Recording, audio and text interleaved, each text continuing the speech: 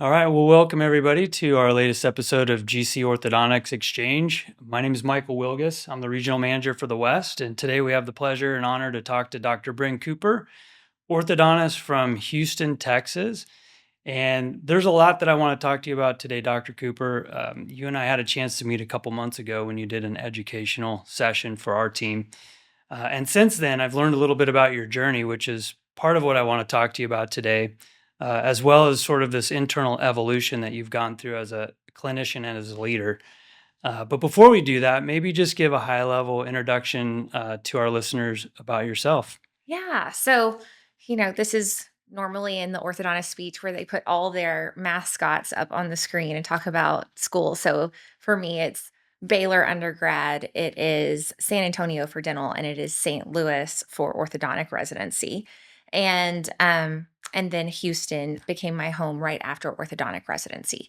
And at that point, I was looking to be in private practice, and that's where the journey began. I started practicing right out. I got my board certification about 2 months out, and off I went. So, Nice, nice. And you've been practicing for how long?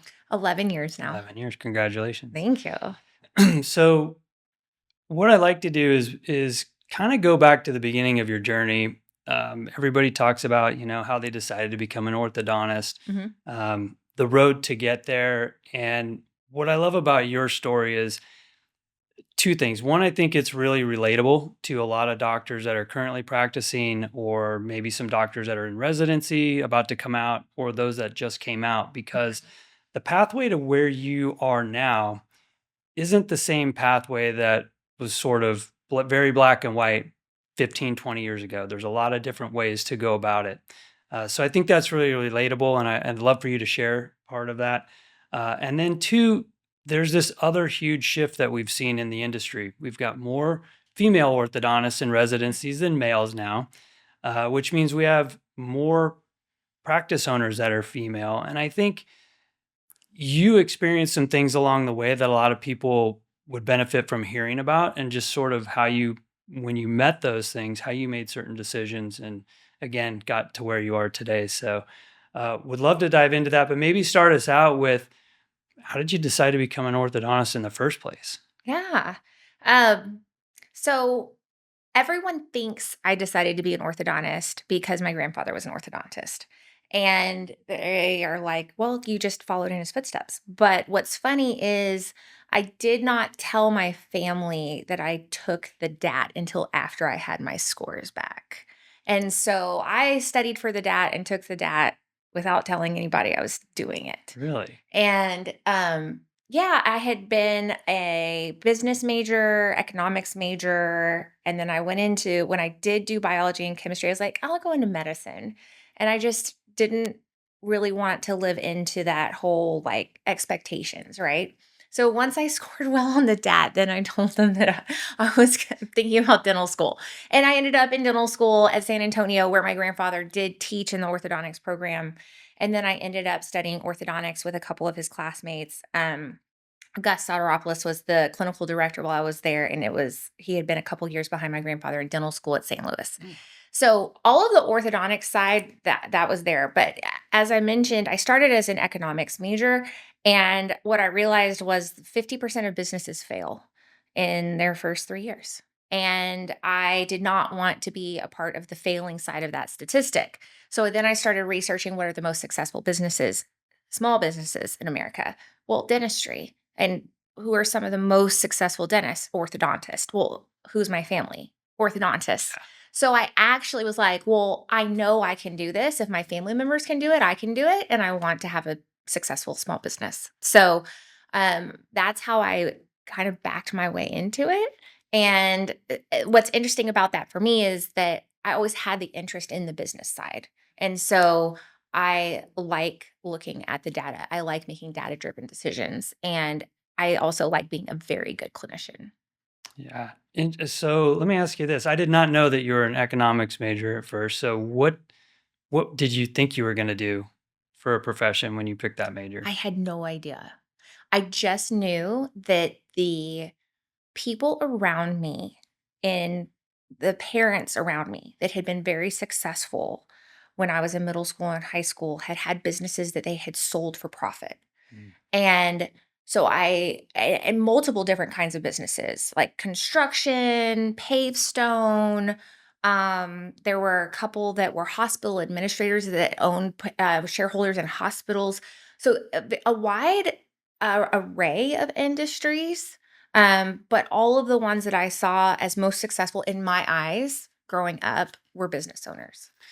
So that's really awesome that you studied business and economics because I don't think that's a very traditional major for a lot of dentists and orthodontists. So you kind of have a leg up there from a business owner Well, perspective. I didn't finish though in Oh, economics. So then here's what's funny is I've done the Master in Business of Orthodontics. I've done the 10,000 Small Businesses Goldman Sachs course. I've done at least 4 Cardone 10X business courses. There have been multiple business courses that I've gone and sought out because I knew enough to know that I didn't know enough. so we'll give you an honorary bachelor's in economics because Excellent. you self-taught. So that's pretty awesome too. So you get to the point where okay, I'm going down this path. Grandpa was right. He's in this business that's one of the most profitable, successful out there. So that's probably a little validating. But you finish your residency and it's like, okay, it's game on, right? I'm Mhm. about to start practicing. What sort of factors were present in your life at that point as you started to look at the different opportunities out there? And how did you choose the opportunities that you actually ended up with right out of residency? Yeah. And private practice was definitely still looked upon as the preferred option when I graduated. There were opportunities with dental organizations. OSOs did not exist yet. So we didn't have Smile Doctors, we didn't have MB2, we didn't have Southern Orthodontic Partners. Those types of things didn't exist yet. We had Heartland, we had um Castle Dental. We had I ended up contracting for Dental Works. So we had these dental organizations, and then you could be a traveling orthodontist. Mhm. And whether or not you were an employee or a contractor, those contracts kind of depended. We were all trying to figure that out. And there weren't a ton of opportunities with pediatric ortho partnerships either yet. That was very new. So I was really looking for a partnership that could lead to an ownership transition would have been what I considered the ideal. At the same time, I think this is very true now. Orthodontists are not the only person earning money in their households. It's usually a dual income, especially if you're a female. Um, Although you find exceptions to everything. So because of that, my husband's career needed big cities, and so we all knew in the big cities, like, there's more competition for your orthodontic patients. So, um, that's where I was concerned, and most of the opportunities were actually 30 to 45 minutes outside of town, but we knew he was gonna be in a downtown office. So it either puts us in a position where I own a practice in the suburbs, he's commuting an hour in every day, or to take one of these associate jobs that I was looking at, or we live in the city and I'm reverse commuting. And so I actually did try to do the reverse commute as an associate for about 6 months. And really, what I found was that owner wanted me to be more a part of the community. They wanted me to live there, kind of get entrenched there. And I do understand that owning a practice, why they would want that. Sure. Um, at the same time, I couldn't promise that person that I could do that. And also, they really were looking, I think they still practice in there. And I'm 11 years out. And I realized after I told you 11 years, it's going to be 12 years and I'm out in December. So, 12 years later, I don't think that person is still out of their practice. They have a partnership with somebody else who does live out there, but they still haven't gone out of the practice. And for me, I knew I wanted to own a practice. I knew I wanted to be kind of driving it. And a lot of people at the time, there weren't female orthodontists selling their practices at the time that I got out. The female orthodontists really were 5 to 10 years behind the very first ones to the age that we're selling. So now there are female orthodontists that are selling, but 10, 12 years ago, it was very rare. Um, and so really you were looking at an older male who owned the practice. And then as a female, you're coming in and you're their associate or their junior partner. And the talk at the time was, well, this is a great way to slowly exit because females won't want to work full time. So you'll still have a few days that they'll need you Mm. because they're going to be with their families and things. And this is kind of what was being said. And I knew that I wanted to work full time. And so finding someone that actually looked at me as someone who could be a full-fledged partner was actually a little bit difficult.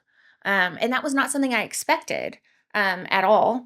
And I think that you can find exceptions to that, but that was the general feel at the time. Yeah. So just hearing you talk about that, y- you're coming out of residency, you're very aware that there's DSOs at the time, not OSOs. They want sort of that transient, Mhm. orthodontist that's going to go practice to practice, not invested in the community. That might not have been what you had envisioned, but the path that you had envisioned required you ideally to be in the community. But there were probably some preconceived notions about having a female associate come in and what that looked like for the owner doctor at the time. So ultimately you decide to work for I a DSO. I did work for DSO as a contractor in 4 different locations and immediately started looking for a bank loan to get a Okay. scratch start Yeah. because I knew that wasn't going to be my resting place. Yeah. I want to get to that decision in just a second, but maybe talk a little bit because this is really common, and the DSOs and the OSOs I think operate fairly similarly here with the orthodontist that provides services in multiple locations. But you walk in as an associate having treated, X number of cases in residency, and now Yeah. you're inheriting a patient base that's in various stages of treatment, be Yeah. it phase one, phase two. Like, what did that feel like to you? Um what did it feel like?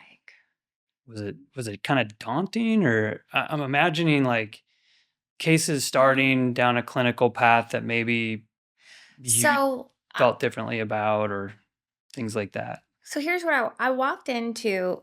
So luckily, the person I inherited most of the cases from had graduated from my same residency program. Okay.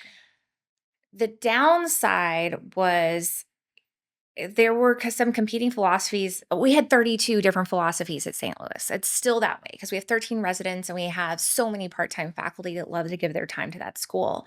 And he had kind of followed one route, and I was like a little bit different vein. And so, um, but one thing that I'm grateful for is there were some asymmetric extractions. That's not something I had done in residency.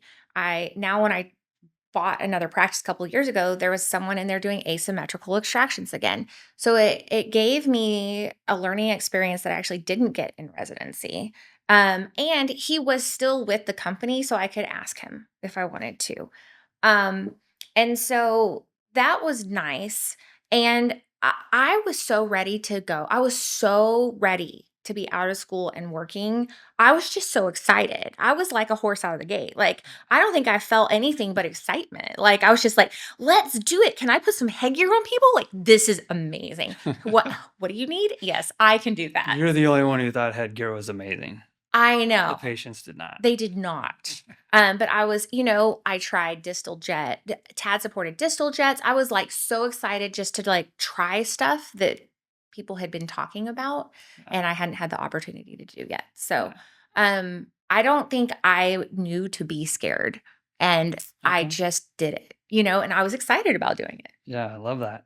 Quick question before we go to the decision to open your own practice. Mhm. Out of curiosity, what kind of presence did the DSOs have in your residency program? And what were the sort of things that they were promoting to the residents? So DSOs were not allowed to come into the programs Okay. when I was there. It was very much we keep them out, we keep them separate.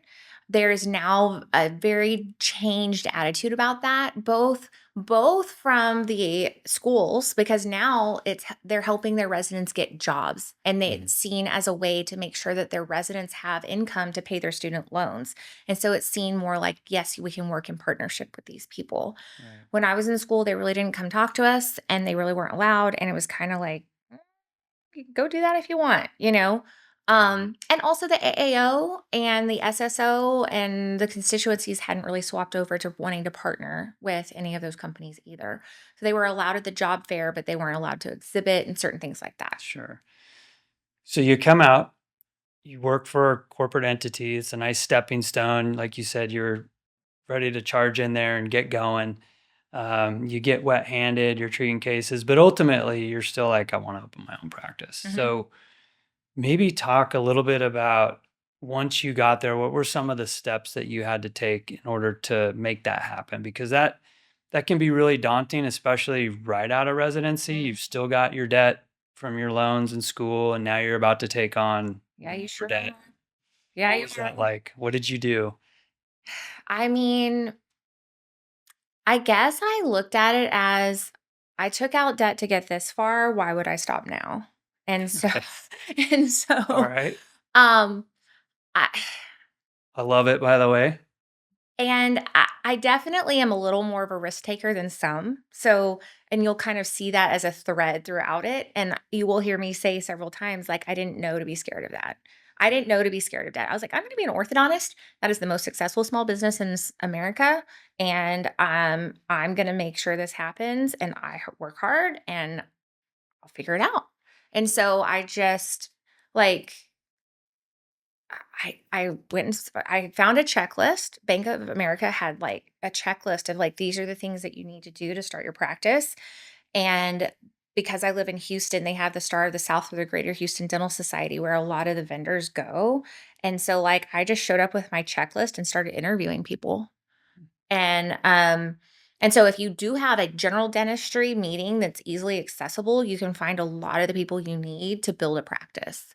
Because and I mean, you can still know who your orthodontic vendors are. You can still go to the AAO or your regional area vendors, but you can find architects, you can find general contractors, you can find all your equipment and ultimately I did have one key thing that a lot of people don't have. My father is a mergers and acquisitions lawyer. And Mm. so um when I was looking at leases and contracts, I could show them to him and be like, "Is this a good contract? Is this a good contract? Is this bad contract?" And sometimes we would even make like NDAs bleed. And looking back now, like there's a few things I know to check for, but I was like, man, it was a little. He was so used to big deals that were Yeah. many more dollars than my, $500,000 practice that he would get everything down to the T. And my husband was in law school at the time after being an engineer for 8 years. Okay. So because of that, and then my little brother went into commercial real estate. He's 11 years younger, so I didn't have him when I was doing the initial ones, but now I have him. Yeah. So I have a lot of people in my family that people have to go find, right? Like you need to find a good accountant. You need to find a good lawyer. You need to find a good real estate broker. You need to find a good banker. So those things, those things kind of fell into place. And maybe that also just gave me the confidence, like, I could do this. So if you're an orthodontist in Texas and you're looking to start your own practice, talk to Dr. Cooper. She's got some family members that might be able to help you out. I'm just saying. Yeah. But no, that's actually amazing. I mean, good for you for having those resources. And I'm sure that your dad was more than happy to help because your practice was worth more than any deal he'd ever closed. But so you've got this checklist, you've got some resources within the family. Was there anybody else that kind of maybe helped you come up with that game plan, or were you just kind of shooting from the hip? I was really shooting from the hip. Yeah. And did you have any other peers that maybe went to school with you that were kind of doing the same thing, or were they all just kind of watching Oh, and I learning? did. So there was a guy a year ahead of me that opened up in Dallas. I met with him a couple times. There was a girl a couple of years behind me that, yeah, 2 years behind me. And she started lecturing, going around to residency programs, lecturing on how to open up your own practice. She has a very successful practice in Chicago. And so there were definitely a few of us, and we're still in touch, and you know, we watch each other's practices and things like that. But um, there's definitely a minority that were going out and opening it. Sure. And then, of course, you had your friends who took over other businesses, either usually their father's practices, right? But sometimes they had bought them, and watching that transition was different than the startup too. So, yeah. And so here you are. You're a successful practice owner. You're in growth mode, which we'll talk about another time. I like to kind of shift subjects now and talk about some of the internal journey that you went through. Um, Prior to becoming an orthodontist, had you had many jobs kind of through high school and college? So the short answer is no, but I also had jobs, right? Sure. So I had been a lifeguard since I was 15. I'd gone back to that. I'd been a research assistant. I had helped teach at the undergraduate dental program while I was in ortho residency. I had worked 2 contract jobs while I was in residency as a dentist. Mm. That was allowed at St. Louis. You just had to get permission. Um, and and so, yeah, I had worked a few jobs, but I had never been put in a managerial position. Yeah. I had always been the worker. Right. And I had assisted, I was a dental assistant in the summer during college as well.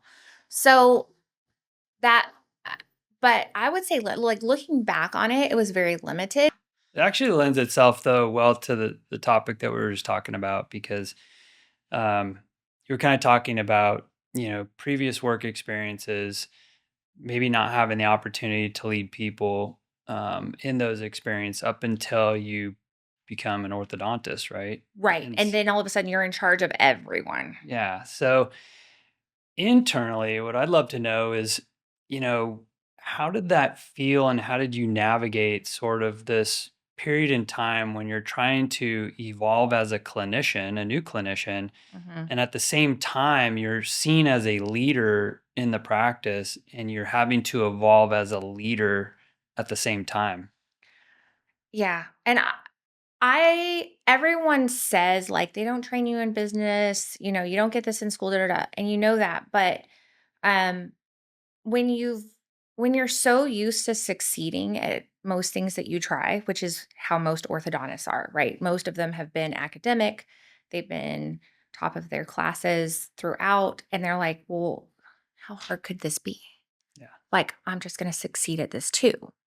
And I think what I wasn't prepared for is the amount of vulnerability that it was going to take from me. Interesting. Um, Especially, I feel like as a female leader, there is a delicate balance between how vulnerable you are with your team, who are also females and not. And sometimes they expect you to be more vulnerable than they would expect a male boss to be. Or go into topics that a male boss wouldn't, or whatever it is. It's different. I don't and I think that I didn't realize I was going to have to open myself up to these people in the way that I feel like is best for our relationship now.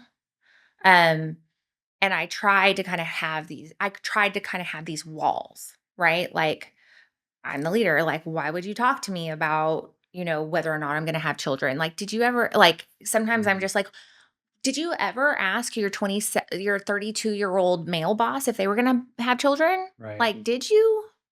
I don't think so, like, and I get that that's something you want to talk about, um, because they're curious about how it's going to affect them, right? And so, but when you're 32 years old and you don't know if you want to have children or not yet, and you don't know how to answer that question, and you have people asking you that at work, like for me, it became a defense mechanism. It was like, I'm not going to have children. Like, I have 3, by the way. But like my pat answer for years was, I'm not having them, just to shut it down. Right. And so I think my team could feel that space sometimes. because it wasn't me trying to be unsympathetic or not empathetic to them, but it was actually because it was scary to me to talk to them about something that felt so personal. Yeah. No. Thanks for such an honest answer to that question. Two quick questions, and we're going to wrap it up. And this one's probably a loaded question, but you're a doctor, you're a practice owner, you're a team leader, you're a wife, and maybe most importantly, you're a mother of three. Like, is there any balancing that at all? So, and I go in and out of different phases of trying to create what I might consider balance. But I have really truly come to think that there's this idea right now, like with people taking mental health days and things like that, that there's some zenned out state that you're supposed to be in, even when you're being productive.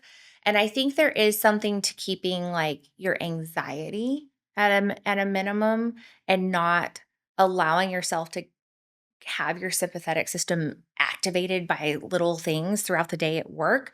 But I also think that when you're working on things that you think matter and that you care about, you don't actually want there to be balance. You want to be working on those things. You want to be doing what you're doing at 8 o'clock at night. And so, what I have found is rather than saying, okay, did I have time for my Netflix today? What I find myself asking when I'm exhausted and I am 90% of the time when I'm exhausted, I am actually with my children. And then I say, is this what I want to be doing? And if the answer is 110% yes, I want my children to have the very best piece of me, even if it's my 8 o'clock p.m. piece of me. That's where it like, okay, it wells up inside me and it's like they get the best piece of me they can. Right. And there are sometimes when that's 1 p.m. and I say, is where I want to be at 1 p.m. at my practice producing? Yeah, it is. That's why I picked this schedule. And so, what I think we need to talk about is that everything that we're going to do that's worth something is going to take more effort than we originally thought it might. Mm. And therefore, balance may not be this Zen state thing that some people look for. It's a matter of, am I working on the thing that I'm passionate about in this moment? Yeah, that's great. All right. Last question. What would current you go back and tell past you coming out of residency if you could pick one piece of advice? Oof. What would that be? Hmm, that one's tough because I feel like the whole journey is what makes it worth it, right? Um,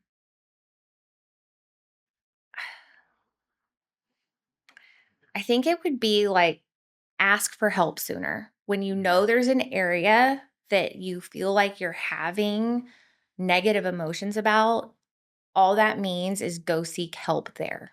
Yeah, that's great advice for anybody, for anything, not just orthodontics. But with that, Dr. Cooper, we're going to wrap it up. Thank you so much for taking the time to speak with us today. Congratulations on all your success, and we hope to speak to you again sometime down the road. Thank you. Thank you.